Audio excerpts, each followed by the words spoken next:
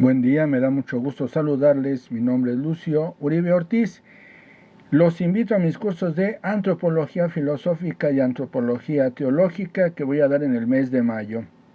Ahí está anclado el anuncio y pues muchas gracias por su fina y amable atención a las personas que me estén escuchando aquí en esta plataforma y en mis canales de YouTube, que precisamente el primero es Lucio Uribe Ortiz, donde publico cuestiones de música, algunas otras cuestiones que me agradan a mí, en estudios bíblicos, ahí algunas cuestiones de Biblia o de exégesis, algo totalmente pues muy tranquilo, algo muy no así profundo, pero ahí estudios teológicos como que voy a tratar acerca del ámbito de la Trinidad, estudios filosóficos, algunas cuestiones de filosofía y el mundo del saber. Ahí publico pues bastante algunas disciplinas que a mí me gustan y me interesan. Bien, muchas gracias y voy a hablar acerca de la Trinidad y el hombre. La Trinidad y el hombre es algo fascinante visto desde Teófilo de Antioquía, o uno de los primeros padres, de los primeros sacerdotes, que se dedicaron a este ámbito de la defensa de la fe después de los padres apostólicos. Y voy a leer este pequeño texto para no entretenerlos más. Y dice así: Trinidad y hombre, de Teófilo de Antioquía, uno de los grandes sacerdotes de la Iglesia Católica. Y precisamente de dónde tomo este texto, cito aquí mi libro, pues el Enquiridion Trinitatis. Enquiridion Trinitatis, textos básicos sobre el Dios de los cristianos, del autor Javier Picasso, un español, y aquí es secretario trinitario, ¿no? De la Trinidad más que todo.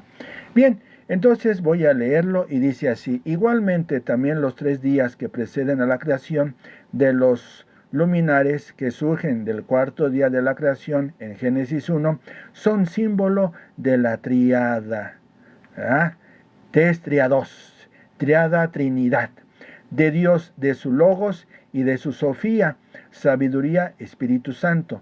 El cuarto símbolo es el hombre, que necesita de la luz, y así tenemos Dios, hombre, sabiduría, Dios, verbo, sabiduría, hombre.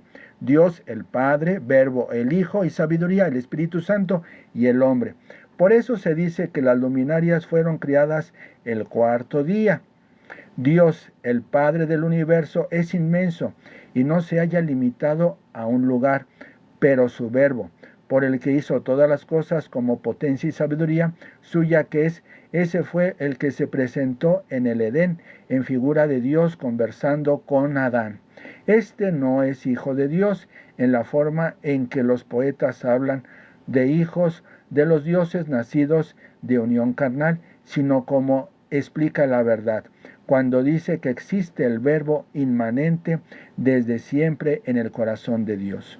Porque antes de hacer nada, Dios tenía a ese verbo como consejero, pues era su propia mente y pensamiento.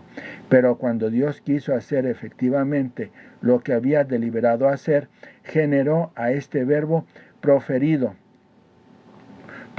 proforicón, como primogénito de toda la creación, no vaciándose de su verbo, sino generando al verbo y conversando siempre con él. Esto es lo que nos enseñan todas las santas escrituras y todos los inspirados por el Espíritu. Ahí está el Espíritu Santo, entre los cuales está Juan, que dice: en el principio era el verbo y el verbo estaba en Dios, donde a entender que en los comienzos está solo Dios y en él su verbo. Vuelvo a repetirlo nuevamente.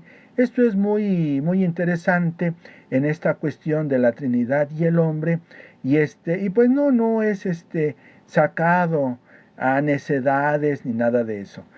Si alguien quiere escuchar algo de estos fabulosos sacerdotes, pues puede adquirir esta obra, Enquiridion Trinitatis. Enquiridion Trinitatis.